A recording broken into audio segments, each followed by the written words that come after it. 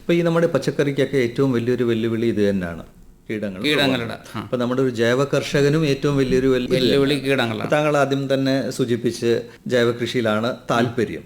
അപ്പൊ ഇതിനെയൊക്കെ നിയന്ത്രിക്കാൻ വേണ്ടി എന്തൊക്കെയാണ് ചെയ്യുന്നത്? ഇതിപ്പോൾ സാധാരണ നമ്മളിപ്പോൾ 2 ഇല പ്രായം കഴിയുമ്പോൾ, പിന്നെ സപ്പോസ് നമ്മൾ വഴുതന ചെയ്തു തന്നിരിക്കട്ടെ, അല്ലെ വെണ്ട ചെയ്തു, ഒരു 2 ഇല പ്രായം കഴിയുമ്പോൾ തന്നെ നമ്മൾ സിഡോമോണസ് ഇപ്പോൾ ലിക്വിഡ് ആണെങ്കിൽ ഒരു 5 ml 1 ലിറ്റർ വെള്ളത്തിൽ ഇങ്ങനെ ഒരു 10 ദിവസം കൂടുമ്പോൾ സ്പ്രേ ചെയ്ത് കൊടുക്കും.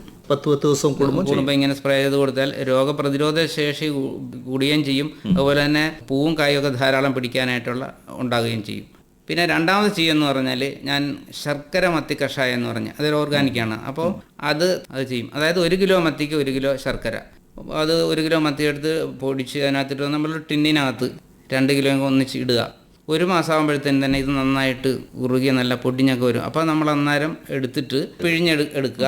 എടുത്ത് നമുക്കൊരു ടിന്നിൽ സൂക്ഷിച്ചു കഴിഞ്ഞാൽ ഒരു 10 ml 1 ലിറ്റർ വെള്ളത്തിൽ കലക്കിയിട്ട് നമ്മളൊരു ഇടവിട്ട് ഇപ്പോൾ 10 ദിവസത്തിൽ സിഡോമൺസ് കൊടുത്തെങ്കിൽ വീണ്ടും ഒരു 10 ദിവസം ആകുമ്പം ശർക്കര മത്തി കഷായം കൊടുക്കണം. ഇങ്ങനെ കൊടുത്തു കഴിഞ്ഞാൽ ഈ പറഞ്ഞാൽ നമ്മൾ ഒരു പരിധി വരെ നമുക്ക്, എനിക്ക് തോന്നുന്നു, ഒരു 90% കൺട്രോൾ ചെയ്യാൻ സാധിക്കും എന്നുള്ളതാണ്. ഇതിലൊക്കെ വളപ്രയോഗം എങ്ങനെയാണ് താങ്കൾ ചെയ്യുന്നത് പച്ചക്കറിക്ക് വേണ്ടി? പച്ചക്കറിക്ക് വളപ്രയോഗം ചെയ്യുന്നത് നമ്മൾ ആദ്യം ബെഡിൽ കൊടുത്തിട്ടുണ്ട്.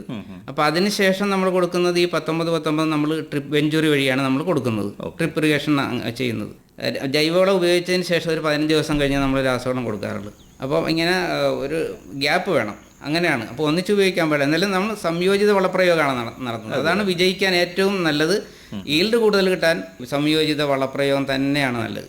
രാസവളം ആവശ്യമുള്ള മൂലകങ്ങൾ ചെടിക്ക് കിട്ടുന്നുണ്ട്, പക്ഷെ അമിതമായിട്ട് നമ്മളത് ഉപയോഗിക്കരുത്. ഇപ്പൊ ജൈവവളത്തിലാണെങ്കിൽ നമുക്ക് രാസവളങ്ങൾ ഉപയോഗിക്കുന്ന അത്രയും പോഷക മൂലകങ്ങൾ ജൈവവളത്തിൽ നിന്ന് കിട്ടുന്നില്ല. അപ്പോൾ എന്തെങ്കിലും നമുക്ക് പോഷക മൂലകങ്ങൾ ലഭിക്കുന്നതിന് വേണ്ടിയിട്ട് രാസവളങ്ങൾ ആശ്രയിച്ചാലേ മതിയാകൂ.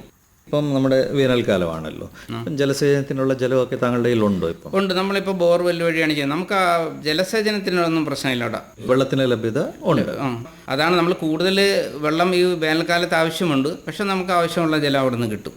പിന്നെ കർഷകരുടെ മുന്നിൽ വരുന്ന മറ്റൊരു ഏറ്റവും വലിയൊരു പ്രശ്നമെന്ന് പറയുന്നത് ഇതിൻ്റെ വിപണിയാണ്. നമ്മൾ നല്ലപോലെ കൃഷി ചെയ്ത് എല്ലാം വിളവിലൊക്കെ എടുത്തു കഴിഞ്ഞാലും നമുക്ക് നല്ല വില കിട്ടിയില്ലെങ്കിൽ പരാജയം നമ്മുടെ അവിടെ വരുന്നുണ്ട്. അപ്പൊ അതെങ്ങനെ താങ്കൾ ഓർക്കും? ഇപ്പൊ എനിക്ക് തന്നെ ഒരു ഔട്ട്ലെറ്റ് ഉണ്ട്. ഞാനിപ്പോൾ ഈ പച്ചക്കറി ഇങ്ങനെ കൂടുതലായിട്ട് വന്നപ്പോഴേ, നമ്മളിപ്പോൾ ആദ്യം തുടങ്ങി ഞാൻ പറഞ്ഞല്ലോ സാറേ, ചെറിയ രീതിയിലൊരു വീട്ടിൽ ആവശ്യമുള്ള എനിക്കും കുടുംബത്തിനും കഴിക്കാനുള്ള രീതിയിലാണ് നമ്മൾ സ്റ്റാർട്ട് ചെയ്തത്. പക്ഷെ ചെയ്തു വന്നപ്പോൾ അത് ശരിക്കായി, അതിലൊരു ഇൻട്രസ്റ്റ് ആയി, അങ്ങനെ ചെയ്ത് ധാരാളമായി. അങ്ങനെ വന്നപ്പോൾ ഞാൻ ഇതിനെല്ലാം ഒരു ഔട്ട്ലെറ്റ് ഉണ്ടാക്കി. അപ്പോൾ ആ ഔട്ട്ലെറ്റ് വഴി നമുക്ക് ഉണ്ടാകുന്ന പച്ചക്കറികളും